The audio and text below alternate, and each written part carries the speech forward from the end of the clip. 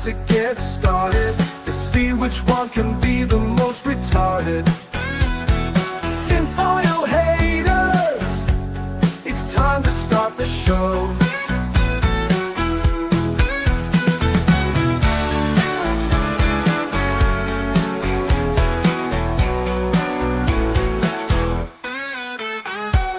Tinfoil haters, it's time to start the show.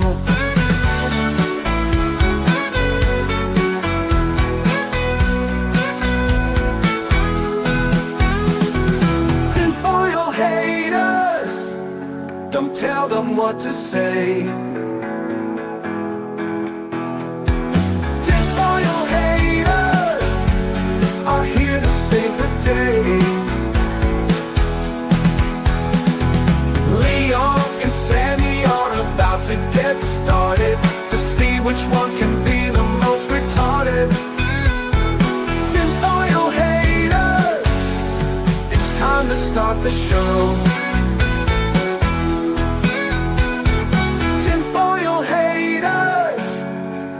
Time to start the show.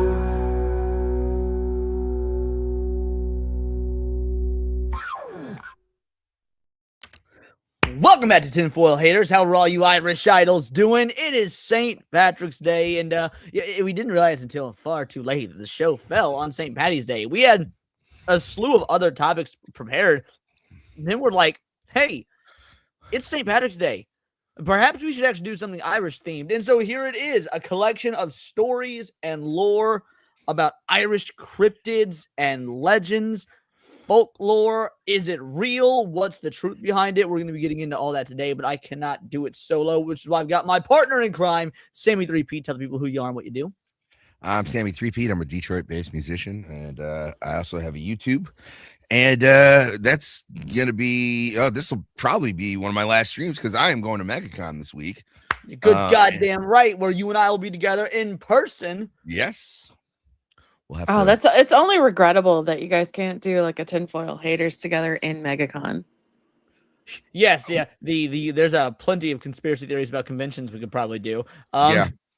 Dude, I just realized what your shirt is. I thought you hated Attack on Titan. I do hate Attack on Titan, but I needed a way back in the day. We're talking like 2015, 2016. I needed some presentable clothes to wear at the office, and so I wanted just nerdy inspired polos. So I grabbed this one just because it was like cheap. Ah, gotcha. Okay. And it's also one of the only green things I own. I own this or a really bright green Yoshi shirt. I was going to go with the dark over the light. But that being said, the individual criticizing my choice of attire is Cinny. Tell the people who you are and what you do. I will criticize your choice of attire. I don't care who you are. If you make a stinko for an anime and then you wear it, I'm going to say something. But I'm Cinny, guys. I like to talk about anime games and on the occasion, a little bit of horror. In my defense, I do like season 1. I bought this when season 1 was airing. I didn't realize that Attack on Titan would turn into shit as it went on. So also, in her defense, before the stream started, you're like, "That's what you're gonna wear." Sammy's right. Wasn't wearing any green. There was no green. Look, here's the dealio. Before we actually get into today's show, needed to, of course, do the grifting. The new shirts are available, the new merch. You got the Vital Idols and the Bingo Bango Bongo. Make sure you pick that up. Or if you guys are some Tinfoil Hater fans, we've got the Tinfoil Haters Greatest Hits, feature Project Bluebeam, The Secrets of the Pyramids, Haunted Dolls, The Men in Black, Government Controlling the Weather, or of course there's the Mothman movie poster.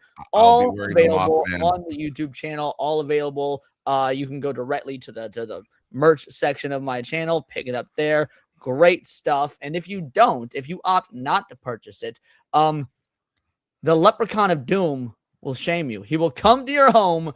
The Leprechaun of Doom will come to your home. This is my dad. That's so cute. That's Papa Paradise. This is Papa Paradise. Yep. Papa Paradise got amazing. All leprechauned up. Nice. So in case you guys are wondering how my dad is doing, this is how my dad is doing. Papa Paradise, the leprechaun, will come and fuck you up if you are not participating in the words of Paradise Grift. Yeah, at the end of that rainbow is a punch in the face. Right. So shout out Papa Paradise. You love to see it. He and I went and played some laser tag earlier today, got nachos, went bowling. We had some nice father-son time before I inevitably had to abandon him to do my show. He's also roasting me. It's like, so you hit that 10K number yet? I'm like, no, Dad, I'm 115 away. He's like, you're gonna get there. You better get there. So yeah, that's good enough. Yeah, that was Papa Paradise. That was my father, for everybody curious. That was my dad. He was bummed. He's like, this outfit makes me look fat. Cause my dad's jacked. The outfit made him look fat. It's just the way his pants are sitting. It kind of makes it look like he's got a belly. Yeah, but no, he doesn't. My dad's a pretty built motherfucker. But it is time to get into the show. Shout out. Let's see what all Vital Idols are here. Let's do some call outs. We have got Cliff 420 in the house, Joey the Grumbler, that darn Otaku, IB the EB. How you doing? We got Dex, not our best mod in the whole damn land, who was stolen by who is now my arch nemesis, Stupenzo. Sammy 3Pete is here. He will be talking to you guys in the comments. Gal Carrymon up in this bitch. Saint Hugo, the IRL Albert Wesker, Johnny 3579. How you doing? Who also gave us a membership chat member for 5 months. What's the Irish version of a gay man? It's someone who chooses a woman over the bottle. I would never choose a woman over the bottle. Shout out. Thank you for 5 months of membership. Zalowzi is here. Soul Assassin. We got Amanda saying, evening, haters. Evening indeed. Luigi Frankie Bob is up in this bitch. Thallow Greenskin says 10 foil leprechauns. I like that. That's much better than throwing a grunt in there. We got the true Aztec Warrior. Cindy will be talking to you guys in the comments, of course. Scotty G, 736. Tinfoil haters, time to start the show. You good goddamn right it is. Stony Kenobi, I feel like it's been ages. How you doing, Mr. Kenobi? We have the lovely Sherry. I feel like it's been a hot minute since I've seen you as well, girly. Appreciate it. Jake motherfucking Martin is here. How you doing, Jake? Great job last week, buddy. Tinfoil haters. Oh my gosh. Yeah, he was fantastic last week. He was fantastic last week, and he stroked my ego by telling me how comfortable and incredible the Mothman shirt was. So that made me feel good as well. It really is nice, though. I need to get one. What was that? I need to get one. You do? Oh, I'm wearing it. I'm wearing it for the con. My man, sure. That's what I like to hear. We got Fab in the house. Fantastically, amazingly brilliant. How you doing, girly? Thank you so much for showing up. Mad Hatter is here. What is up, my man, with a plan? Let's see. That might be... Oh, no. Dylan B is in the house. Shalmazan, how you doing, homie? Appreciate you for being here. Is there anyone else? Yes. Zen Noir says, hi. Hello. You seem like a newbie. Hopefully you're in for the ride that will be today's conspiracy-oriented show. Let's see. Is there anybody else that we missed? Yes, the most you can have up in this bitch. Straight Sith male. Happy St. Patty's to you as well. You absolute legend. Over on Kick, we got Saigazan. How are you doing, Saigazan? Appreciate all of our Kick viewers. Junebug loves you is here. What is up, Junebug, my man, with a plan? And that does seem to be everybody. Let's break it down. Let's get into it. So again, we're talking Irish cryptids, and me being of Native American and Spanish descent, it's kind of crazy how little I actually knew about this subject. Some of the cryptids we're going to cover, or creatures, or whatever you want to call them, I knew existed, had no idea were Irish. I didn't know the origins. This whole thing was basically a learning experience for me. Sammy, what about you? Oh well, I'm Irish, so there's certain things that certain relatives would be like, oh well, you can't do that because this will upset that, and that's stuff about the Fey folk We'll definitely be talking about the Fey or the folk. good Very different people. than the gay folk, but yeah, we'll be talking about the Fey folk. Yeah. It was like I don't know how gays managed to get called fairies because Well, so yeah, it should be trans people should be reserved for fairies because much like fairies, they're fuck evil. around, man. Cinevere, what about you? Do you know anything about Irish folklore, Irish cryptids, anything like that? You punch your friend if they're not wearing green is like the extent of it. Maybe a banshee. I know a little bit about the banshee, There but you that's go. about it. Perfect, because that's what the we're least starting scary with. of the she. So here's how I figured today's show would go: is we're going to learn about some of these cryptids, then we're going to pull up some lore about them, some old accounts. Then we're going to see if we can find any modern firsthand accounts, and we'll come to the conclusion as to whether or not we think these creatures exist. So starting off, we are actually going to be taking a look at the Banshee. This is just a quick overview. Banshees are known in Irish folklore as being forewarnings of death. The Banshee is a supernatural being who appears as a woman that wails, keens, screams, and moans. Some believe that every Irish family has their own Banshee who appears before a family death. And in terms of appearance, the Banshee typically has long hair that will brush while wailing. She wears a green dress covered by a gray cloak. The height of banshees vary greatly. Some are only 1 to 4 feet tall. Others who encounter a banshee claim they're abnormally tall. And in some forms of Irish folklore, banshees are a relative of the Fey folk. So before we get into any accounts, just out the gate, where are we standing in terms of our belief in a creature like this? I mean, I've heard some angry wives. I think it's possible. They have a lot of creatures that kind of can be like the forewarnings of death. Yeah, that's actually a very common theme I found in this Irish folklore. Yeah. Well, it's so I think there's something there. I just think I don't think everyone can just agree on what it was. But yeah, I'm glad that they said that like every family there's although it's not every Irish family, there's only supposed to be like a couple very prominent Irish families that have their own banshee, and then every now and then you would have someone for a particular person in your family. That's why they don't recognize it. So like I can't remember. Oh, okay. The O'Briens have their own banshee. The O'Brien Banshee that's actually a very common story. I figured that was common enough that's not the one we're going over today. But yes, the O'Brien family Banshee is a well-known story in Ireland. Yes. But so they would recognize it better than I don't think that my clan, which would be like McManus, I don't think that they have their own. So if I heard it, I wouldn't go, oh, that's the family banshee. You would go, oh man, this woman's might be in trouble or what have you. You know what I mean? This is back in the day. So that's another thing too, is you could hear a banshee and you might not know. Well, hearing a banshee and might not knowing, that's actually going to be the first thing we cover. This is Legends of the Banshee. Now, we're going to cover this classic story. Now, this is a true story in terms that the people that are in the story were real people. The deaths are real deaths. The Banshee part we'll leave up to whether or not we believe in. We'll talk about it a little bit. We're going to read through this right here.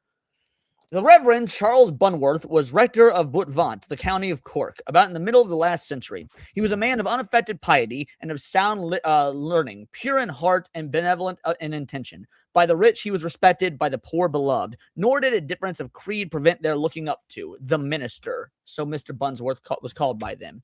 In matters of difficulty and in seasons of distress, confident of receiving from him the advice and assistance that a father would afford to his children. He was the friend and the benefactor of the surrounding country. To him, from the neighboring town of Newmarket, came both Curran and Yelverton for advice and instruction. Previous to their entrance at Dublin College, young, indignant, and inexperienced, these afterwards eminent men received from him, in addition to the advice they sought, pecuniary aid, and the brilliant career which was theirs justified the discrimination of the giver. But what extended the fame of Mr. Bunworth far beyond the limits of the parishes adjacent to his town was his performance on the Irish harp and his hospitable reception and entertainment of the poor harpers who traveled from house to house about the country. Grateful to their patron, these itinerant minstrels sang his praises to the tingling accompaniment of their harps, invoking return for his bounty, abundant blessings on his white head, and celebrating in their rude verses the blooming charms of his daughters, Elizabeth and Mary. It was all these poor fellows could do, but who could doubt that their gratitude was sincere when at the time of Mr. Bunworth's death, no less than 15 harps were deposited on the loft of his granary, bequeathed to him by the last members of a race which now ceased to exist. The circumstances attending the death of Mr. Bunworth may be doubted by some, but, as of the time of writing this, there are still living, credible witnesses who declare their authenticity and who can be produced to attest to most, if not all, of the following particulars. So now we've kind of laid the groundwork for who Father Bunworth is. This is the story surrounding his death and how the Banshees are actually involved.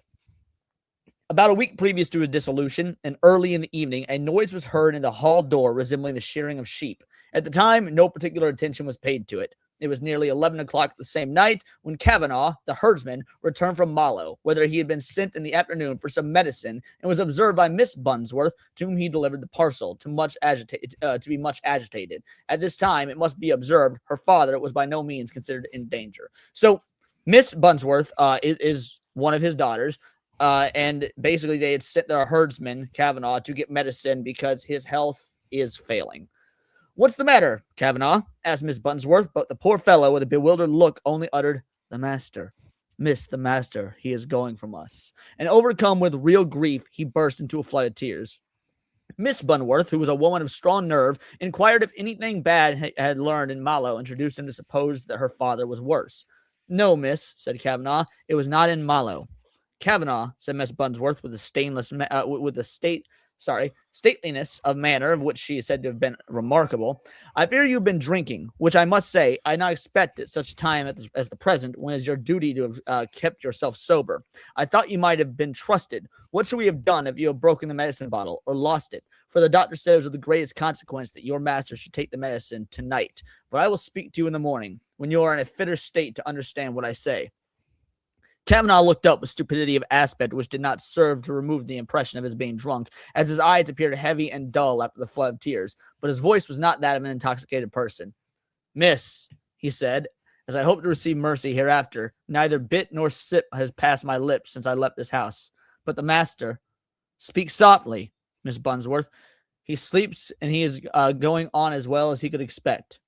"Praise be to God for that, anyway," replied Kavanagh. "But, oh, miss, he is going from us surely. We will lose him. The master, we will lose him." And he wrung his hands together. "What is it you mean, Kavanagh?" "Is it I mean? The Banshee has come for him, miss, and 'tis not I alone who have heard her." "'Tis an idle superstition," said Miss Bunworth. "Maybe so," replied Kavanagh, as if the words idle superstition only sounded upon his ear without reaching his mind. "Maybe so. But as I came through the glen of Ballybeg, she was along with me, keening, screeching, clapping her hands, by my side every step of the way, with her long white hair failing about her shoulders, and I could hear her repeat the master's name every now and then, as plain as I ever heard it. When I came to the old abbey, she parted from me there, and turned into the pigeon field next to the barren ground. Folding her cloak around her, down she sat under the tree that was struck by lightning, and began keening so bitterly that I went through one's heart to hear it." "Kavanagh," said Miss Bunworth, who had, however, listened attentively to this remarkable relation, "my father is, I believe, better, and I hope will find himself soon to be up and able to convince you that all this is but your own fancy. Nevertheless, I charge you not to mention what you have told me, for there is no occasion to frighten your fellow servants with the story." Mr. Bunworth gradually declined, but nothing in particular occurred until the night previous to his death. The night both his daughters, exhausted with continued attendance and watching, were prevailed upon to seek some repose, and an elderly lady, a near relative and friend of the family, remained by the bedside of their father. The old gentleman then lay in the parlor, where he had been in the morning removed at his own request, fancying the change would afford him relief, and that the head of his bed was placed close to a window. In a room adjoining sat some male friends, and as usual, on like occasions of illness, in the kitchen many of the followers of the family had assembled. And here is the final night of the story. The night was serene. In moonlight, the sick man slept. Nothing broke the stillness of their melancholic watch. When the little party in the room adjoining the parlor, the door of which stood open, was suddenly roused by a sound. At the window near the bed, a rose tree grew out of sight of the window, so close as to touch the glass. This was forced aside with some noise, and a low moaning was heard, accompanied by a clapping of hands, as if of a female in deep affliction.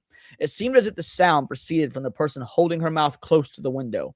The lady who sat by the bedside of Mr. Bunworth went into the adjoining room, and in a tone of alarm inquired of the gentlemen there if they had heard the Banshee. Skeptical of supernatural appearances, two of them rose hastily and went out to discover the cause of these sounds, which they had also distinctly heard. They walked all round the house, examining every spot of ground, particularly near particularly near the window. Sorry, the voice had proceeded. The bed of earth beneath, in which the rose tree planted, had been recently dug in the print of a footstep. If the tree had been forced aside by mortal hand, would have inevitably remained, but they could perceive no such impression. An unbroken stillness reigned without. Hoping to dispel the mystery, they continued their search anxiously along the road. From the straightness of which the lightness of night, they were enabled to see some distance around them, but all was silent and deserted. They returned, surprised and disappointed. How much more then they were astonished at learning the whole time of their absence, those who remained within the house had heard the moaning and clapping of hands, even louder and more distinct than before they had gone out. No sooner was the door of the room closed on them than they again heard the same mournful sounds. Every succeeding hour the sick man became worse, and at the first glimpse of the morning appeared, Mr. Bunworth had expired. So that is our first story. This is a classic tale. Again, this is the Reverend Charles Bunworth Banshee. And before we get into more modern stories and interpretations, what are our thoughts? I don't know. Have you ever had a woman yell at you all night? I kind of want to die too, you know? Well, so jokes aside, though, I mean, since this is clearly a classical tale, mind you, all these people are real. I don't know. You've got all the fictions of most of these people, it's stated, aren't superstitious. They don't believe in this sort of thing. Mm-hmm. They're all hearing this wailing and these crying at night. The two men, they go to check it out outside. They see and hear nothing, while the people inside can still hear it. He dies literally the next morning. You've got the herder and the guy that's basically their errand boy claiming the Banshee followed him on his jaunt home. Like, these are it all fits right in line with the lore, but also what is the believability factor? Yeah, I mean, that's going to be kind of a hallmark in all of these is there's going to be the one person who knows the old ways and people who either don't know them or pay no mind to them. They're just simple. I don't know. None of my family really believed in banshees. But maybe it's something specifically for when you're in Ireland. Well, I don't think so. And we're going to look at a more recent encounter. 4 months ago. This is from Reddit's paranormal board. So obviously, with it being Reddit, take it with a grain of salt. But I thought it was worth looking into modern encounters as well. Last night, around 10 or 11, I was up reading when I started hearing a woman faintly singing. I listened carefully to make sure it wasn't just someone doing karaoke from a distance, and it wasn't. It sounded like it came from somewhere outside my window. It sounded like an echoing lullaby that would every now and then sound a bit louder, then faintly again. It went on for maybe no longer than 15 minutes. I don't remember it completely stopping, but it would come and go until I fell asleep. Earlier this morning, our 15-year-old family dog died. His doghouse is placed just outside my window, and that's when it hit me. I know banshees are mostly known for screaming, but I've read that their vocalizations vary from soft wailing to a soft, gentle song to a curdling scream when they foretell death and passing. I think my encounter last night might have been one. I'm also unsure if a banshee could also warn for pets. So, all right, we've got this dude or chick or whatever. Who cares? It's Reddit. Everyone's on the internet. It's a male until proven otherwise. What do we think about this story of doghouse outside? Dog passes away. The night it passes away, they hear the singing and the wailing. Like, that's to the way this is written, being a whole lot more modern, to me adds an air of believability to it. This is just a couple paragraphs. Doesn't seem like hyper like, oh, you guys aren't gonna believe this, or super fear inducing. It reads just like, so this thing happened and I don't really know how to rationalize it. Yeah, I buy this more than actually the Banshee story, like and anything that because I've heard, especially like relatives from up north, so we got a lot of Irish Canadian relatives in Nova Scotia, and they still got a little bit of like accent to them, and they're the ones who kind of talk more about the lore. The ones who've been in America for a couple generations, you don't get much of that, but it's that. And there was this person in the village, and he heard like a soft cry, and the next morning, they take an old Nan, and I was like, oh, okay, yeah, that's the thing, is like, it's not supposed to be scary, right? You know what I mean? It's just sort of a herald to take you to the next. So, if that person wants to believe that, I like I said, I think it's more believable than the story about the Bunnert. Well, what about you, Cindy? Were you able to listen to this? I know you had to step away. Were you able to listen? No, I'm afraid I wasn't even in the room. I had to run outside real fast. I heard a sound. All right, no worries. We'll continue with this then. So here's some of the responses. I've encountered a Banshee before. Not too long before, after my step-grandma died, I had 3 others awake with me in the house. They all heard the same thing at the same time as I did. We first got this odd feeling, like something was there and we should be wary of. And then within a minute, we all heard a scream or a wail, but it was like it was flying around the home while doing it because we could follow the sound in different areas. It was gone within 5 to 10 seconds, but afterwards, all 4 of us were struck with both heavy grief and major anxiety or fear. It's a core memory for me. I hope I never encounter one again. Those parts, you never know who's going to die or has died to bring them around. Yeah, okay, I buy that. I buy that for sure. I mean, this account seems, again, it doesn't sound very like, oh, I'm trying to scare you. It's just like, oh, this happened. Mm-hmm. Yeah, no, it was like when I told you guys, yeah, I grew up in a haunted house. Yeah. Yeah. And then we'll read this last one. It's actually sort of interesting. Our family is Irish-German on my father's side. I never really thought of banshees, like, ever, until recently. I operate in the spiritual community on a regular basis, working with mediums and psychics daily, and I have in some form for decades. Astrologers and tarot readers, too. Everything under the metaphysical sun has crossed my awareness at some point or another, but I've always written things like banshees off as fantastical.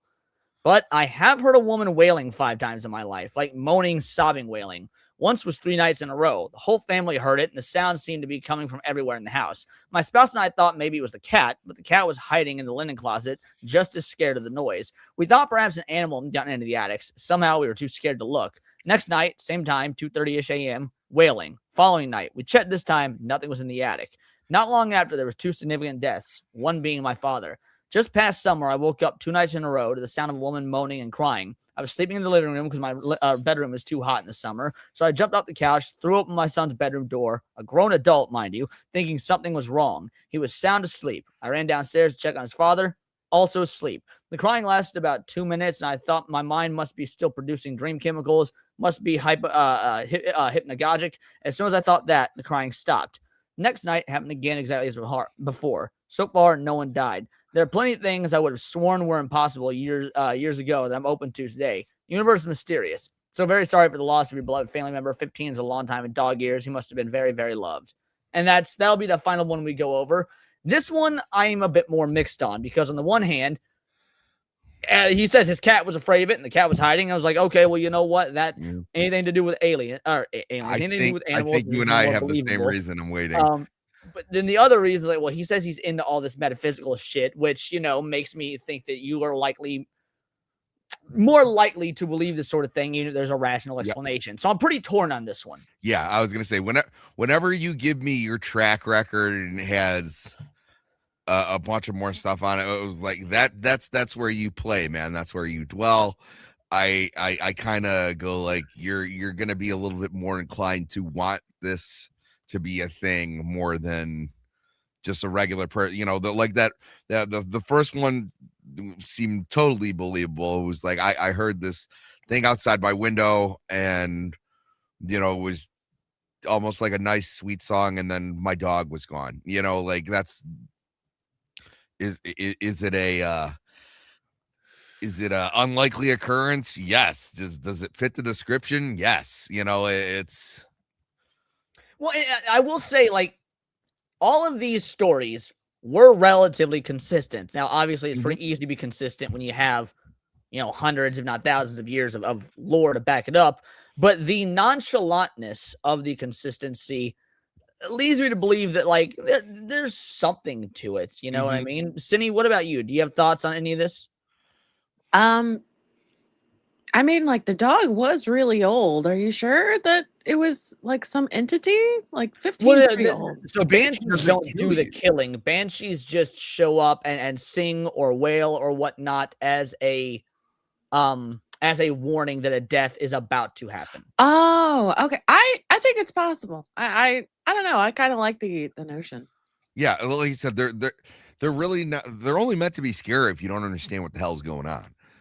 Yeah, Yeah, like the scare factor isn't really the banshee itself; it's the not knowing who it's for. Because, like, sure, if you got someone in your family that's sick or whatnot, and you hear the banshee wails, well, like, yeah, it's probably safe to assume, well, this is their number is up. The banshees are wailing; they're probably going to die soon. But you got a whole happy, healthy host of folk, and a banshee shows up and wailing. Some motherfucker about to be hit by a bus. yeah. I was gonna say then you got some Final Destination shit. Right, exactly. And that's so it's more than just the banshee being a prelude to something that you may or may not be able to fear. And like I said, Or should not, I should say. it is the least scariest of the she. There's a couple she. I personally have always feared the Lenanshi. I don't know if we will get to that today. But It's not on my list, but if you want to talk about it, go for it. I have not heard of this creature. okay. So it's basically like a female vampire, like a seductress, like a muse, and she finds an artist and or like a musician, and then Well, it makes sense why you'd be afraid of it. oh yeah, well then you know, like through like sex, she inspires him to like make great works, and then she disappears, and then the artist goes crazy because he can't like achieve what he was achieving anymore. And then after you're like broken and have gone crazy, she returns for you, drags you to her lair, drinks your blood, and then puts the rest, only a little bit of your blood, and then puts the rest of your blood in a black cauldron. And that's like where she casts spells to help other artists like get there. It sounds like an incredible metaphor for divorce, though. It does, but it's a Lenanshi. Lenanshi, and that's Irish as well. Yeah, it's LEANNANSIDHE. Yeah, that one is new to me. I'm glad you brought it up. I would not have. I've never even heard of that one, so that's awesome. Yeah, I remember my grandpa telling me about one when I was like 7, and I was like, "That is scary shit." Real quick, we got a super chat from Fantastically Alice B, formerly Fantastically Amazingly Brilliant. Banshees do exist. Today's woman proved that. That is also quite fair. Yes, fair enough, Fab. Thank you for the 2-banger, girly. Absolutely appreciated. You absolute legend. Any final thoughts on Banshees before we move on to our next creature? I guess I'll give my final thoughts as well because I didn't actually do that. But Cindy or Sammy? No, like I said, if they're real, cool. You know, I kind of like. Oh, that Greenskin is right. I have heard of the Lenanshi. They are a demon. They're a demon that you can get in. Now I've played very little Shin Megami Tensei, but yes, you can actually use. Shin Megami Tensei. Imagine if Pokemon were like, Christian collecting demons. At the same time. Yeah, well, yeah, you're collecting like demons and shit instead. And the Lenanshi is one of the demonic things you can use like to fight with. Good call, Thala Greenskin. I would have totally forgot. I'm gonna have to check that out. Anything from you, Cinevere, or I'll give my final thoughts on Banshees. I like the notion. I think it's very interesting. I'm sure back in the day that was probably freaky as fuck. I don't know that I've heard it like in other cultures, like, but I really do like the idea. So very, very St. Patrick's Day esque. Good choice. And then yeah, as for me, I also like the notion. Whether or not I believe in them, I don't know. Here's the thing. Unlike with the supernatural stuff and the cryptid stuff is always a little bit different than when we dive deep into like government conspiracies or UFOs or things that have science behind them, because it's these things kind of, at least by our understanding, break the laws of physics. They're telling or foreshadowing the future. They don't have to obey, our scientific rules. So how much of this is just human imagination versus how much of it's real? It's so difficult to tell, because on the one hand, like, take vampires, for example. Pretty much every culture in the world got their own variation of vampire lore. Chinese had their own versions of it. The Irish had their own version of it. You've got the Eastern and Western Europeans. Well, the Irish have multiple. Yeah, Irish have multiple. I didn't pull any up this time. I looked at some, but like I didn't know how much time we'd have. So if you've got some, we could definitely bring those up as well. Werewolves, shapeshifters, the Great Flood. There's all these cultures and creatures, or all these events and creatures that appear in just about every culture, which leads me to believe like some of this has to be real in some way, shape, or form, because why else would all these people who have nothing to do with each other the world over have all witnessed the same thing? But how much of it's exaggerated due to their lack of understanding of science, that is also, part of the question. Well, like I said, my cousin went to Ireland last year, and he said that like he was in certain spots that just feel so surreal, like you could believe things happen. And that's there's always like the lore of the land, right? Each town has its own like special story or whatever. It's like, oh, one day the devil came into this bar in the 1600s. You're Right? Like, oh, okay. But that I think the other one is the Abhardic, and they said that's basically where Bram Stoker got his idea for Dracula. I mean, he studied more, but yeah, it's basically there's like it's a vampire. It just really doesn't have a lot of rules, so you got to get it while it's down and nail it into the cross, or nail it into the coffin, because like when that thing's out and about, you're not stopping it. Well, it's funny because that's our next cryptid as well, is something very similar. There's only one rule in regards to this creature, and this actually might have possibly the most interesting story. It's certainly the one I knew the least about. The Dullahan of Celtic mythology. You sounded really excited there for a bit, Sammy. What are you thinking? Well, I mean, it's the headless horseman. Like it's the. It's one of the coolest bad guy, or like one of the coolest cryptids of all time. Yeah. And this is the OG headless horseman. The our American version, Sleepy Hollow, was actually, probably inspired by the old Irish folk tales of this creature. And then, we got, after the Revolutionary War, that sort of evolved into our tales of Sleepy Hollow and the headless horseman. Fantastically, amazingly brilliant for a 5-banger. Forgot to add that Banshee, Succubi, and Sirens, etc., were simply prototypes for the modern one. Yes, they are the golden inspiration, the muse to end all muses, even though none of them are amusing. Base. Absolutely agreed, Fab. Thank you very much. All right, let's read about the Dullahan. The Dullahan is also known as mythological headless horseman, is the embodiment of the Celtic god Crom Dubh. He is the story of the headless rider who roams the lands of Ireland looking for victims whose lives he intends to take. The Dullahan of Celtic mythology. He is one of the most well-known tales of Irish mythology. Clearly not in America. Again, I guess he's sort of well-known here, but here it's the legend of Sleepy Hollow, headless horseman. I don't think anyone in America knows him as a Dullahan. He was a Hassan, right? From the Revolutionary War. Yeah, from the Revolutionary War. The story became so popular over time. In turn, the Headless Horseman has become a key character in the mythology of many other cultures, as well as many modern horror stories.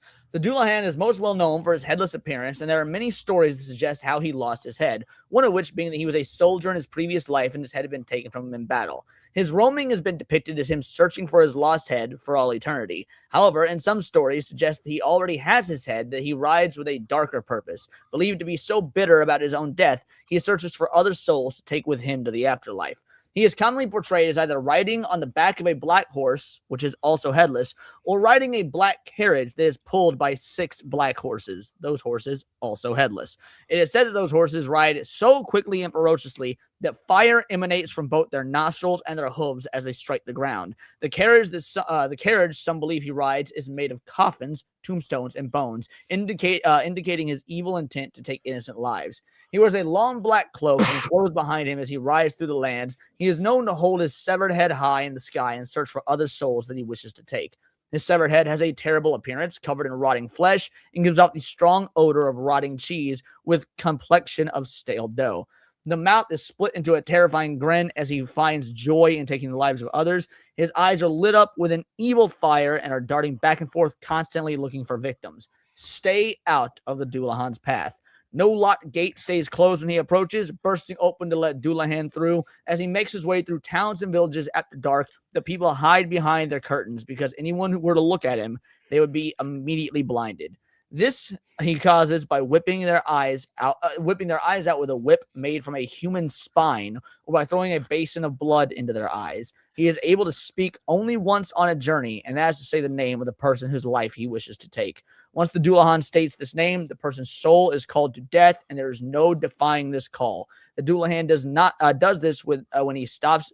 The Dullahan does this when he stops, and it is when he will call the name of his victim that the person will die. All right, let me stop you right there. Yes. How fucking metal. Yeah, more than that, or it's just like how, because I agree. When Irish people want to scare themselves, man, they really. Yeah, dude, Irish motherfuckers be going hard because yes, this is off the rip, and we will get into some encounter stories about the rip. This is the one that is, in my opinion, the least believable. But holy shit, is it badass? This is like shit that you would like tell to your kid before they now you get some sleep now. Yeah, exactly. You brothers Grimm, the little bastards. Well, I don't know. This could have been like a prank, and then it just spread like wildfire. Like some brother was trying to spook the shit out of his kid brother, and then they did this, and then all of a sudden they just made a whole tale about it, and it's become legend. I agree. No, but I think this is what it was. The kids would get out and start playing outside at night, and there was a grandma living in the house, and she was done with that shit. She's like, I'm gonna put an end to this right now. And he's got a spinal cord for a whip, and if he looks in your eyes and he says his name, he'll drag you to hell with him. That is metal, though. Yeah. Yeah, it's metal as fuck. Well, Sammy was saying earlier that, like the Irish vampire, like there's no getting out of its way, there's no protection. Same here, with but one exception.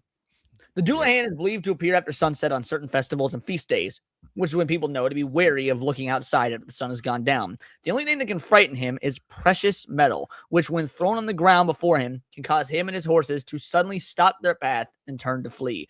During the period when the story of the Dullahan was most popular in Ireland, families were likely to possess gold. As such, they were told to use their gold to frighten him if he called upon their house. The depiction of the Headless Horseman is believed to have developed the embodiment of the ancient Celtic god of fertility, Crom Dubh. And then this is just the origin of it, how it appeared in other cultures. But how on earth is that the god of is that a thing for fertility? It's like you're too scared to go outside, so you may as well bump up uglies.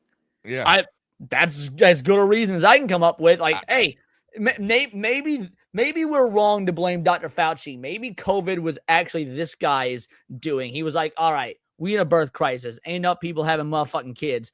I'm gonna just roam around in the nights, scare everybody inside. We're gonna call it a virus, and they all gonna be fucking and make gin beta. It does feel very Irish to me. It's like, well, if we're gonna die, we might as well do the deed. Yeah. So there's a couple of historical accounts of encounters with the Dullahan. On legal paper, no less. Yes. Long ago, a woman named Miss Mahoney lived alone in the country. There was a graveyard near her house called Tissison Graveyard. She heard rumors that the headless coach passed the house every night, and she resolved to wait up and see for herself what would happen. At 2 minutes to 12 that night, a voice seemed to say to her, "Go to bed. Go to bed." She was very frightened, but still she stayed up. Just as the hand pointed to midnight, a black coach appeared before her.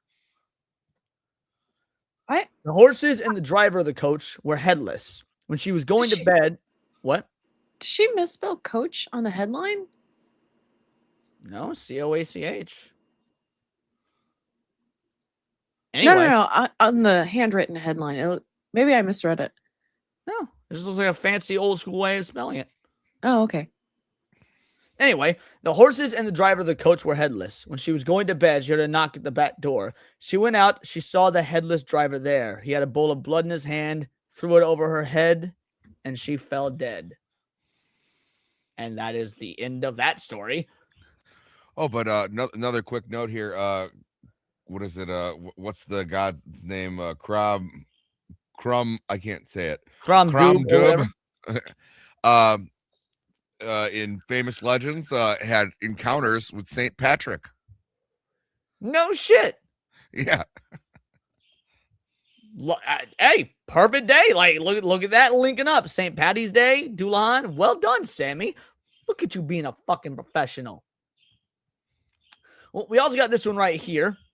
A ghost story, the headless coach.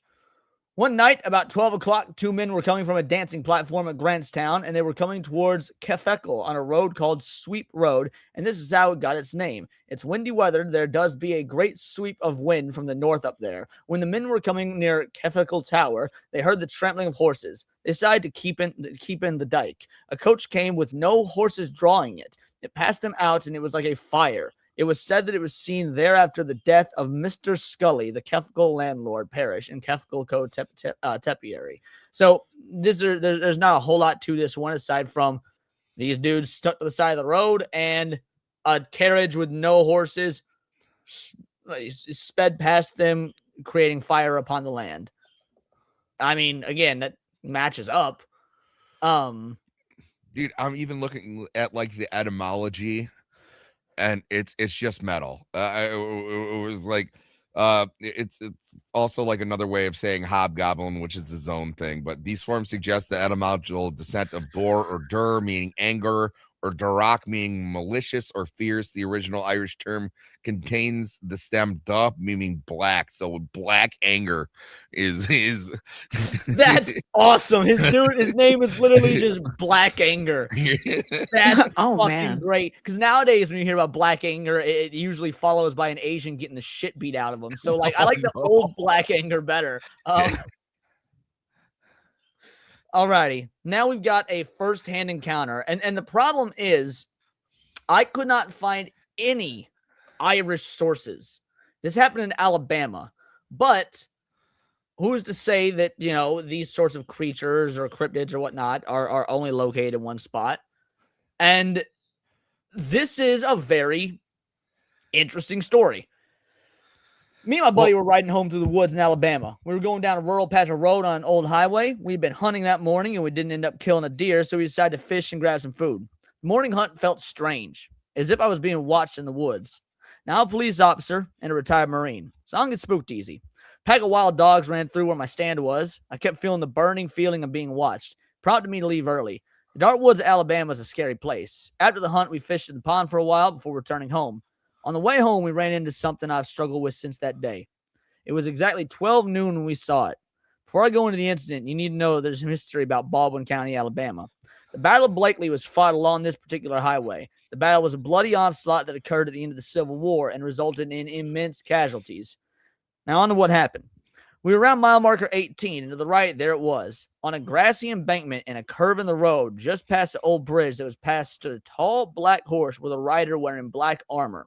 It had black gloves gripping a horn of the saddle with a sword sheathed. The dark rider was massive in figure and missing his head. You heard me right, a headless horseman. The horse was abnormally large and was darker than night. The rider stoically sat in his saddle, facing the road as if he were waiting on something as we drove past. And I don't spook easily, and my buddy doesn't believe in that kind of thing. As we passed the horseman, time seemed to slow down as I sucked in every detail. I remember everything about it. My buddy also stared in disbelief as we seemed to guide past the safety of the truck, like some sort of safari from hell. Now, here's where it gets weird. When we passed it, I looked back in the mirrors and poof, just like that, it was gone.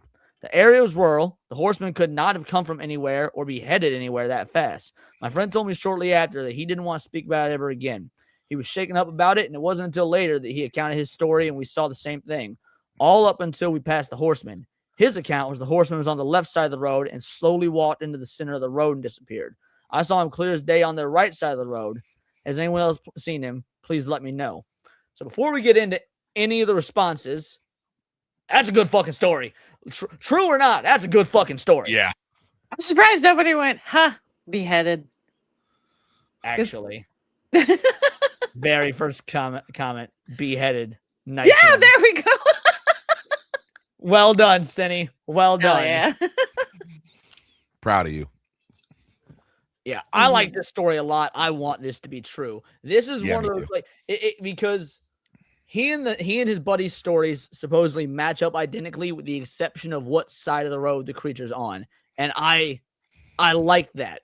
Because if everything's the same but that one detail being different is just enough for me to believe well, this thing is otherworldly. So it can be perceived differently. But I don't know. I really liked that. I thought it was a cool story, but yeah, I do wonder if anything like alcohol or anything was involved, but I would like to believe that they were stone ass sober and this was just a thing. I mean, if alcohol was involved, I wager a guess there's probably just a couple of beers. I mean, these are hunting dudes out hunting and fishing and whatnot. It's not, you don't really do hard liquor. You might sip some beer, but you got to aim your pistols or your rifle steady, things like that. You don't really get drunk until you're done hunting for the evening. Yeah, you're not. That's really bad form if shouldn't be drinking with your firearms like that. Right. But yeah, that's what you do when you're gutting the deer. So here's some of the responses. A rider in black armor. Armor had been phased out long before the Civil War, and even if there was a weirdo who wore armor in the Battle of the Civil War, it would have been extremely unlikely to have been a color besides blue, gray, or khaki. Civil War era firearms would have easily made short work of even best steel and metallurgy at the time. I smell bullshit. And then the original poster says, the fact that it was near a Civil War battlefield may or may not have anything to do with this. After some pretty extensive research, mostly because the whole experience freaked me out, I found that my experience was not all isolated or rare. These figures are known as Dullahans in Irish folklore. They've been around in many other cultures, historical writing bearing a variety of names. It's also not discounting that it may have been some dude who enjoys dressing up in a realistic costume and riding around the middle of nowhere. Either way, thank you for the read. And then that's really about it. Weren't Spanish conquistadors in the area in the 1500s? I know they explored Florida and some of the southern states. They definitely were. I had not considered that. They definitely had armor. So there's not a whole lot. Make it all the way to Alabama, though? Yeah, I would imagine. If it's haunting a particular family and then that family is wiped out, where's it going to go? It's going to stay. Well, that's another thing too, where you get Spanish conquistadors led by Hernando de Soto traversed Alabama in 1540 during their expeditions to the southeastern United States. They fought major battles against Mississippi and Native Americans in the town of Mabila near modern-day Mobile or Clark County in October 1540, which is one of the bloodiest, deadliest battles on U.S. soil. And Spain has the audacity to call us colonizers. I know, right? That's wild. Jake Martin says Ponce de Leon made it pretty far north as well. So, yeah. Okay. Well, whenever I think of Ponce de Leon, I think of Florida. So yeah, that checks out. Leon. So what are we thinking of? These Dullahan stories? I don't know if the Dullahan itself exists, but as someone who does believe in ghosts, specters, things like that, I wouldn't be surprised in the rare type of ghost that might take on that form or something, especially if it's a previous soldier. I don't know. What do you guys think, Sammy? Yeah, I don't think it's the Dullahan because let's face it, there really isn't supposed to be a lot of eyewitness accounts of the Dullahan. That's the last thing you see. That's true. Although I just had this thought. They're afraid of precious metal. That's the one thing. How many cars and stuff are maybe like chrome and whatnot nowadays? So maybe if you're in a car, you're actually safe. You could get by them because that is components of precious metal. Basically, you're like in a Dullahan shield if you're driving. Oh, okay. Yeah, there's Wait. platinum in the catalytic converter. There's, Right. Oh, really? Yeah. Huh. Cinevere, what about you? What are your thoughts on either the Dullahan itself, this supposed real life encounter, the whole nine? I think the real life encounter is fascinating. I can see that one being slightly more plausible if it's like a ghost thing, instead of like a Dullahan specifically. But I don't know. I really like the tales. I still think they're fascinating. Now, so I do even like his hypothesis where like maybe it's some guy who just likes to get dressed up, and Yeah. it's just like guy's getting ready, he had a couple of drinks, he's looking at his wife, Shirley, I'm going headless tonight. She's like, not again. Nah, it's happening. Keep yourself together, man. your camera froze, and so like it was just you stuck and like, Shirley, I'm going headless tonight. Like with no movement. It was super fucking weird. I like it. Alrighty. Sammy, I've only got one more cryptid that I want to cover. Do you have anything that you want to cover in your research that you did today? Because you put in quite a bit today. Yeah, there's a couple that we can go through. Let's see. Oh yeah, there's another Irish vampire called the Derek Dew. Say that again? Do? The Derek Dew. The So Derek Do. Okay. Do you have any information, stories about it? Yeah, no, it's just it's just a woman who rises from the grave once a year and sucks on the blood of men, and then you have to do like certain things to delay her return. They're really big on that, but also the puka is I wanted to cover the puka, but I didn't have enough time to put more than 3 together. So if you've got something about the puka, let's do it. actually we could do a whole episode on the puka, to be honest. Oh, you want to throw that for a different time then? Because then you start to get into like things with like changelings and Okay, so changelings are what I have next, the Irish fairies and changelings specifically, because I've got let's do that. I'd be happy ending with that, because that was another thing that actually used to like that that my grandpa used to tell me about, that scared me like as a kid, right? Where it was like, oh, someone's gonna like sneak into my bedroom and replace me. So we've got a lot with this one. So I'm sure. Let's go ahead and just talk about. Now, here's the dealio. Fairies, I'm sure many of you know this, in Irish culture, they're evil as fuck. They're wicked. They're mischievous at best. There's rules when it comes to them. There's a myriad of different monsters that all fall under the category of fairies. So we're talking specifically about changelings here, but there is quite a bit. Hey, we got our boy Camelot in the chat. How you doing, homie? Shout out to Hypno, going to be on his show later. If it isn't the extremely attractive Words of Paradise, well, I have been working out and eating that carnivore. I appreciate it, homie. Only half as attractive as you, but it is what it is. So yeah, let's read about changelings here. Prevention being better than a cure. A number of protections may be placed around an infant's cradle to ward off a changeling. A holy crucifix or iron tongs placed across the cradle will usually be effective because fairies fear these. An article of the father's clothing laid across the child as it sleeps will have the same effects. Base, because men can protect their children. Changelings have prodigious appetites and will eat all that is set before them. Changeling has teeth and claws and does not take the breast milk like a human infant, but eats food from the larder. When the creature has finished each meal, it will demand more. Changelings have been known to eat the cupboard bare and still not be satisfied, yet no matter how much it devours, the changeling remains as scrawny as ever. Changelings do not live in the mortal world. They usually shrivel up and die within the first 2 or 3 years of their human existence. The changeling is mourned and buried, but if its grave is ever disturbed, all that we found is a blackened twig or a piece of bog oak, and where the body of the infant should be. Some live longer, but rarely into their teens. There can also be adult changelings. These fairy doubles will exactly resemble the person taken, but will have a sour disposition. The double will be cold and aloof, take no interest in friends or family. It will also be argumentative and scolding. As with an infant, a marked personality change is a strong indication of an adult changeling. Changelings may have been driven from a house, which, when this is achieved, the human or child adult will invariably be returned unharmed. The least severe method of expulsion is to trick the fairy into revealing its true age. Another method is to force tea made from lusmore, foxglove, down the throat of the suspected changeling, burning out its human entrails and forcing it to flee back to the fairy realm. Heat and fire are anathema to the changeling and will fly away. Now, the idea of the personality change, driving it from the house, and then killing it to get the person to return. There's actually a very famous murder case. I'm blanking on the name of it. I'll see if I can find it where this happened. A dude's wife turned into a raging cunt. He 100% believed that she had been replaced by a changeling fairy, and he fucking murdered her to bring his real wife back. Oh my gosh. I'm trying to see if I can. Yes, here it is. I found the case of Bridget Cleary.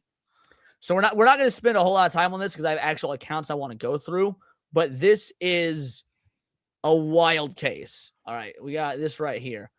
Murder of Bridget Cleary. This was a real case. Bridget Boland became Bridget, she was married, became Bridget Cleary, 1869 in County Tipperary, Ireland. Occupation, dressmaker. She was a spouse. And yeah, this woman was murdered by her husband because he believed she'd been replaced with the changeling fairy. Oh my gosh. Yeah. Camelot says there's a short film about this and it's brutal. Really? I think Lore on Amazon did it. Oh shit. Sydney, would you do me a favor and note that down? Yeah. I sure can. Googling that right now. Appreciate you. So let's get into the story, this supposedly true story, and then we'll hit up some of the accounts on the internet. A young woman whose name was Mary Malley lived with her husband in Scharingauer.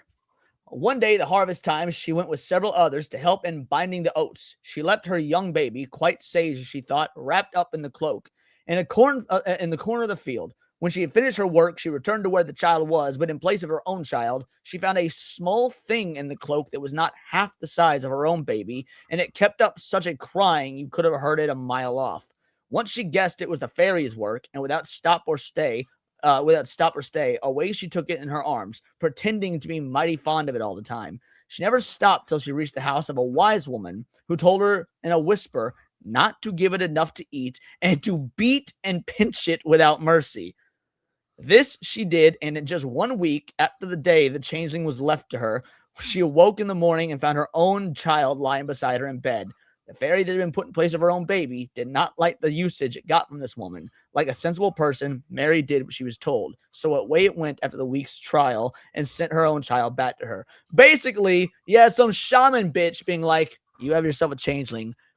Beat the shit out of it until it leaves.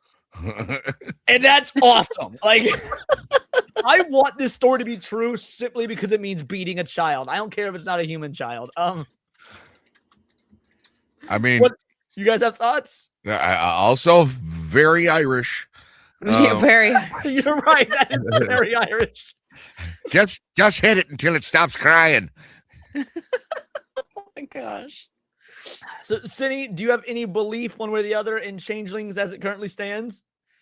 I was going to make a joke about my mom, but I feel like she'd teleport into my room and kick my ass. So I think I'll just keep that to myself. Fair. But no, I don't have anything. Well, we do have this supposedly firsthand account. Has anyone seen the Fae folk? I don't mean like in your mind's eye or something like that. I mean, has anyone physically had eyes on what they perceive to be the Fae? What was your experience? What did it or do they look like? And there are several of these I want to read because while I don't necessarily know that I believe them, they're very interesting and there's a lot of consistency. I run the risk of pissing it off, but yes, I'm fairly sure it resides in or around the house we live in. It likes to mimic things in the house. Multiple times we've seen duplicates of our cat, which is usually what it does. However, it's tried to copy our corgi a few times and couldn't get it right. The end result was this anthropomorphic corgi-like form. The first time I saw it, it looked surprised that I saw it, that I was able to see it. I've heard that Fae don't like being talked about. When I do talk about it verbally, like clockwork, it will wake up it will wake up our 1-year-old in the middle of the night. Otherwise, she'll sleep like a log. I'm hoping that since I'm typing this, it won't mind or won't know. The idea of this little shape-shifting fairy creature living in and around your house and not being able to properly take the form of your dog is fucking freaky to me, because I'm imagining this like deformed Sonic the Hedgehog-esque like corgi fairy monster. Yeah. It's like, I don't know, it's like a skinwalker fairy. It's really creepy. They do that, and so there's a bunch of different type of like fae folk, right? There's ones that will actually like help around the house. They're like house elves, right? So one way that you can just they're called brownies. Yeah. It's funny because my ancestors also used to have brownies that helped around the house. They also helped around the farm. Yeah, well, and just like that, to They get it pick to go cotton. away completely, Yeah. you present it with clothing. But if you want it to stick around, you know, either leave out like cream in a bowl or something, but it'll also start to mess up your house if you like offend it in some way, and they're easily offended. Well, this one says, yes, when I was about 20, I was staying at my boyfriend's mom's house one night. I was a little sleep deprived as we'd been out the night before. I decided to go upstairs for a nap and woke up some hours later to darkness. Full moon was shining through the window, and suddenly there was rustling and movement everywhere in the room. As I tried to see what it was that was moving, I started to see tiny beings coming from all around the curtains and kind of bungeeing down the glass on the floor. There were voices, and they sounded excited. I sat up terrified and made a run for it downstairs. I remember being a little embarrassed to say what happened to freak me out so much. But when I relayed my story to my boyfriend's mom, she smiled and told me, oh, that's nothing to worry about. Every morning when I get up, I open the back door and I invite the fairies in. Look, this is clearly English as fuck or Irish as fuck with all like the mums and stuff. I have a story similar to this that's quite funny. I want to hear you guys' thoughts on this first. Don't do that. Yeah, that sounds like a really bad idea. You're not even supposed to like. What were you saying, Sammy?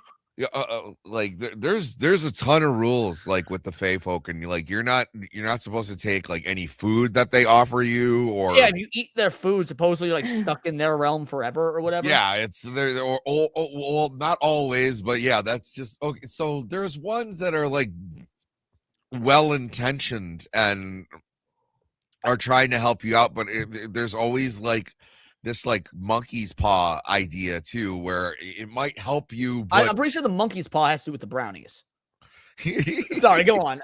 No, but the where it seems to be helping you, but it's it ends up being a curse on its own. And it was like there, or sometimes it's just like a flat out prank. So like there's one that's like a it's related to a leprechaun, but they wear red. It's like it's something else con, and basically they just haunt wine cellars and pubs, and like if they don't like, that is my kind of fairy. Oh, but mine too. And if they don't like the quality of your stuff, they just start tearing your place up until like they get drunk. Dude, so you got fairies that make sure that in a capitalist society we make good booze. Pretty much. I fucking love this kind of fairy. That's dope. Yeah, no. Leon is now Irish. Yeah, I'm revoking my Spanish and Native American heritage. I'm going full Irish. Yes. Good for you. We'll take you. So do you guys remember those little treasure troll dolls from the 90s? Oh yeah. Oh yeah. My dad told me this story. So I was too young to remember this. I was probably like 2 or something when this happened. So my mom collected those treasure trolls. She loved them. I don't know what it was about them, but she loved them. We had like our house was full of them little bastards.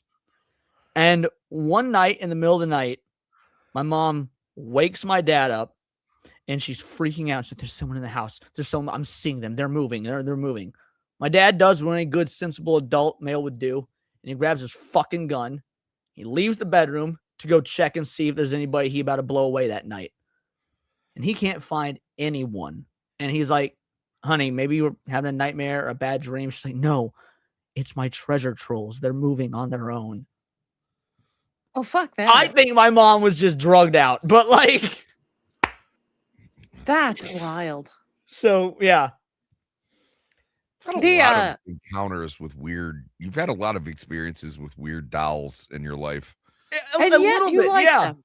There That's was like sad. I still the one that sticks with me the most is when you were doing your laundry that night, and there was just like a pile I of found that dolls. picture, by the way. I remember how I told you I had taken a picture of it. I Yeah. found that picture on my phone. Remind me, I'll send it to you later. Oh, please I want to do. see.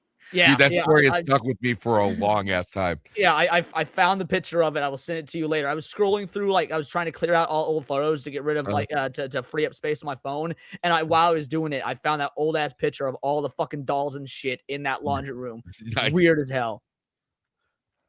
All right, let's Things like that though make me think of there's like a channel called Punky Doodles. I could spec it. And they do like these really cute animations, and they mention, or like there's this short where this guy is going to the bank, right? And this teller lady goes, "May I have your name?" And he goes, "No, you may not, fey creature." And it turns out that it's a fey. So real quick, I want to address a comment from Camelot up here. He said, never kiss them on the lips unless there is tongue. Look, everybody on the internet already thinks that I'm a fucking queer. They're just going to assume that anytime I kiss a fairy, there's going to be tongue. Fairy just has a different meaning in this context. So I want to read this one because this one, I don't know if this is fairy related or not, but it did unsettle me a little bit. Please help, Reddit. I'll hear my wife call my name. I've heard her to ask me to let her in, and then I very nearly did until I realized she was still at work. Our door has a PIN code. Even if she came home early, there's no reason for her to ask me to let her in. I finally realized what's wrong with this voice. Now you learn people say things the way they say it, specific cadence of their voice. Well, it's wrong. It is her voice, but it's not how she uses it, if that makes sense. What the fuck is this thing?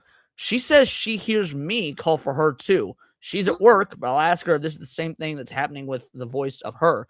Also, it emanated the voice of my literal dead mother. I had flashbacks to the sound of her being forced to breathe via CPR and how it sounded coming out of a dead body. That's the sound of the voice.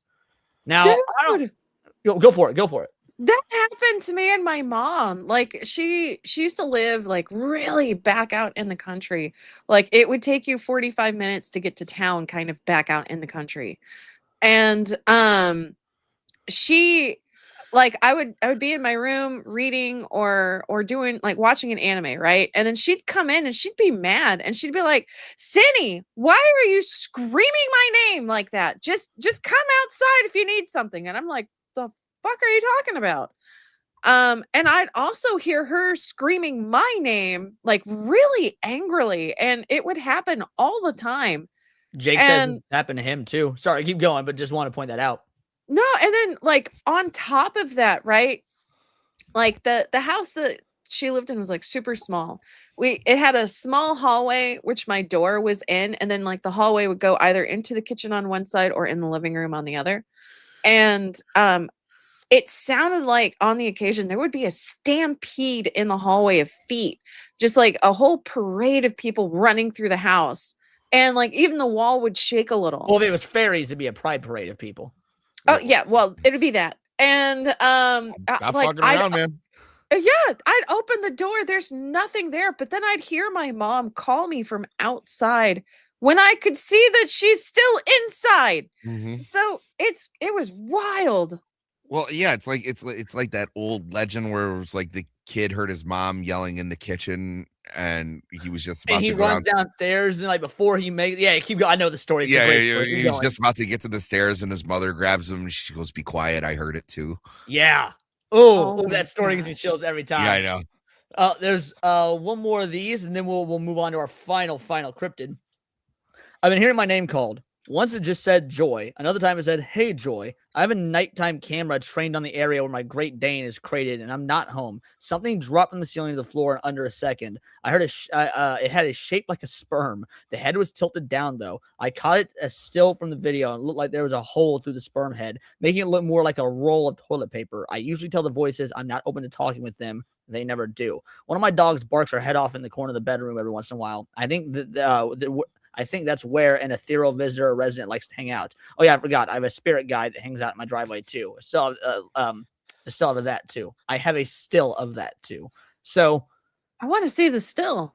yeah, I know. I wish they actually posted. Oh wait, no, this is them saying they can upload a picture to Imager. Damn.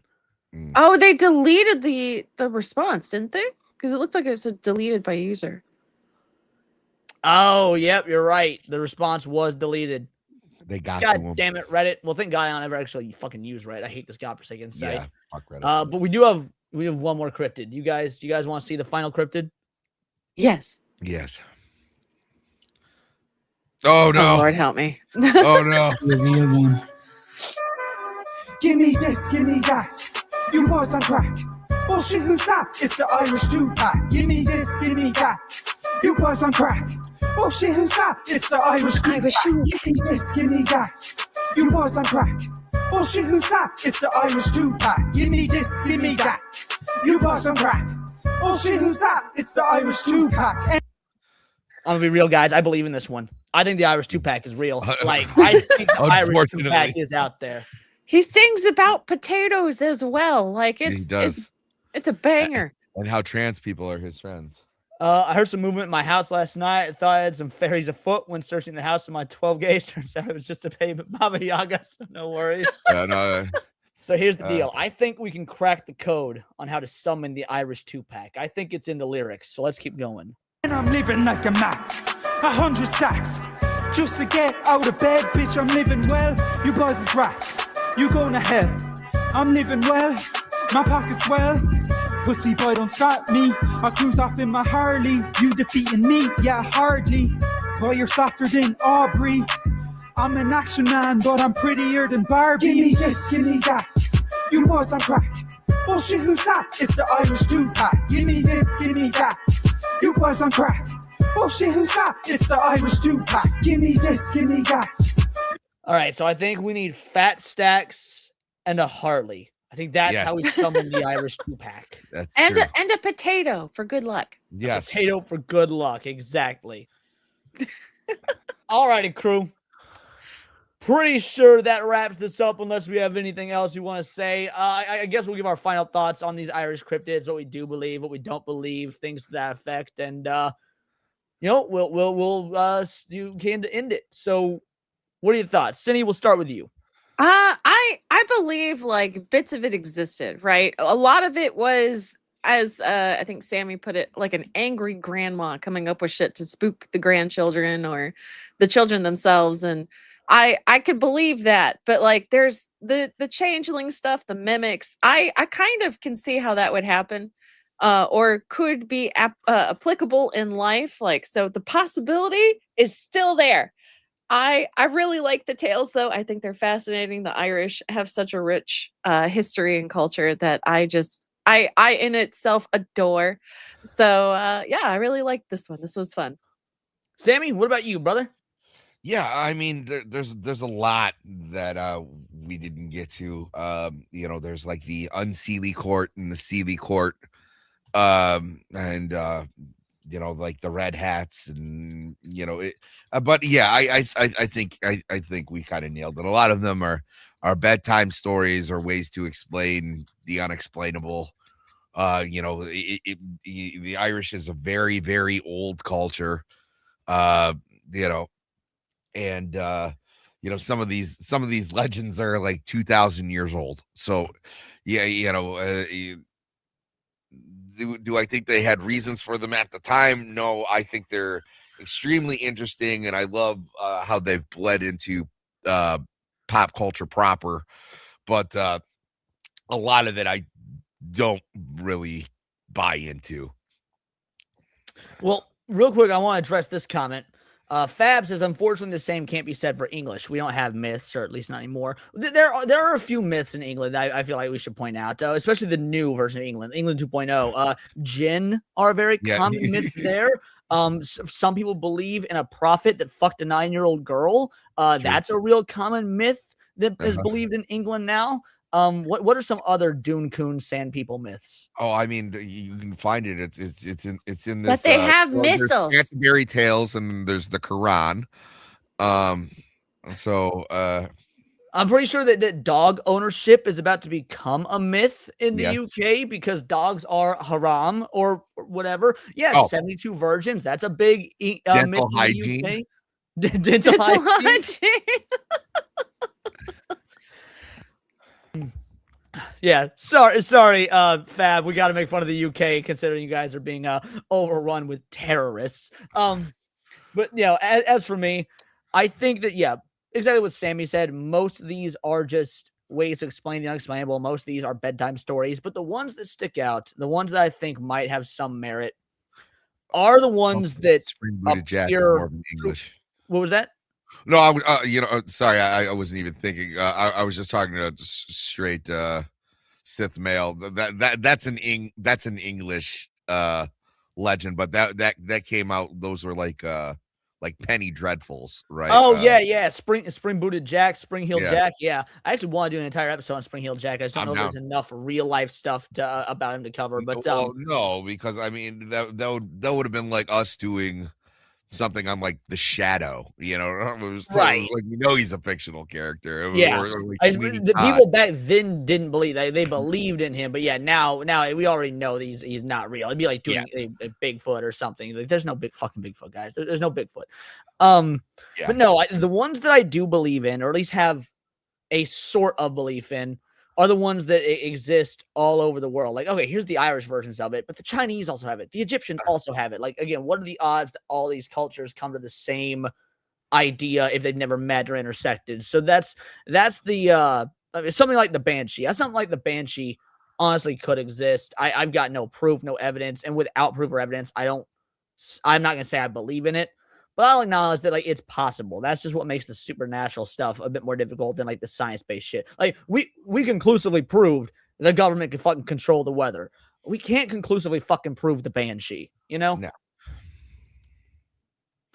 But that being said, I think it's time to wrap up. I'm gonna find somebody to raid into, probably Hypno since he's still going, and then Hypno is gonna be on Camelot's show later. So let's keep that fucking crazy train rolling. While I do that, Cinevere, tell the people who you are, what you do, what you got going on, what you got coming up, the whole fucking nine. Hey guys, I'm Cinevere. I like to talk about anime and games, and so because of that, I will be playing 2008 Dead Space at 11:50 p.m. CST. I only have 5 deaths, so fuck yeah. But I'm actually impressed. Yeah, that is super low for you. You had 5 deaths a minute when playing Metal Gear Solid. I can't even argue that. Dude, Sammy, you should go back and watch our old Metal Gear Solid gameplay. It's atrocious. So like it was fucking terrible. No. I never want to play it again. But my Stellar Blade is worse. I think I'm at 60 deaths. To be fair, Stellar Blade. That Stellar Blade's fucking hard. I can't judge you. I've died a lot in Stellar Blade. Oh man, I'm stuck on a boss currently. But I will be playing Dead Space today. And if you guys haven't noticed, I'll also be making another official announcement on not only X, but also my YouTube. But I will be on Side Scrollers Plus this Thursday. Awesome. I'll be playing Lost Sword, I think, Lost Sword 2. And I'll be hanging out with Pickle, Kirsha, and Leaflet. So look forward to it, guys. I'm super, super stoked. I hope to see all y'all there. And then I will also be on Side Scrollers as well on Friday. So yeah, guys, keep an eye out for me. I'm starting to get everywhere. Sammy, what about you beautiful bastard? You know what? I have a vacation coming up this week. Hell yeah. I'll be doing that. Yeah, So I'll leave you guys. Leprechaun? What's a leprechaun? We're going to MegaCon. Yes. It's the only con I care about right now. So I'll leave you all with an Irish blessing. May those who love us love us. For those who don't love us, may God turn their hearts. And if he can't turn their hearts, may he turn their ankles so we can know them by their limping. I need that written down, give please. you an Irish blessing. When a woman is on her period, she'll want you to sample the taste of her loins, but it will only taste like some old rusty coins. Oh my God. What the fuck? Or I can give you an Irish. That's from a Stephen Lynch song, Down to the Old Pub Instead. Stephen Lynch, man. What a classic musical comedian. Here's an Irish curse. May your first day in hell be 1,000 years. And may your first day in hell be your shortest day in hell. That's Could you- brutal. I like that. Could you send me that in text so that I could send that to somebody in particular? I got you, my dear. Guys, as for me, videos and streams nearly every day. We'll, of course, be back tomorrow with Leon's lunch hour. There will be no lunch hour stream on Thursday, though, because your boy is headed to MegaCon. I'll be landing in Florida between 4:30 and 5 o'clock on Thursday night. Me, Treyas, Kata, Chevy. Sammy, what day are you getting there? I'll be there Thursday.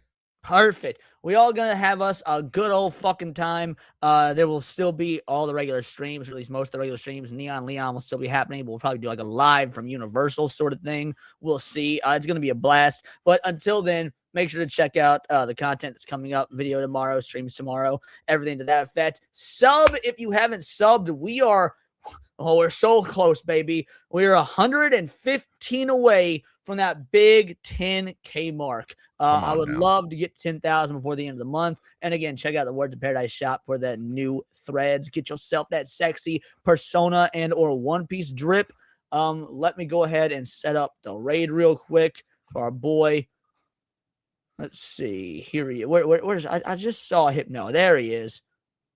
Nope, no, that's Camelot show. There we go. We'll raid into Hypno. I'm sure Hypno will raid into his show on cam. Alrighty, crew. We out here like 4 circles. Thank you so much for those of you that donated. Thank you so much for those of you that subbed. It absolutely means the world to me. I will see y'all on the flip flop. And until next time, it is all here in the Nerdosphere. This has been Words of Paradise.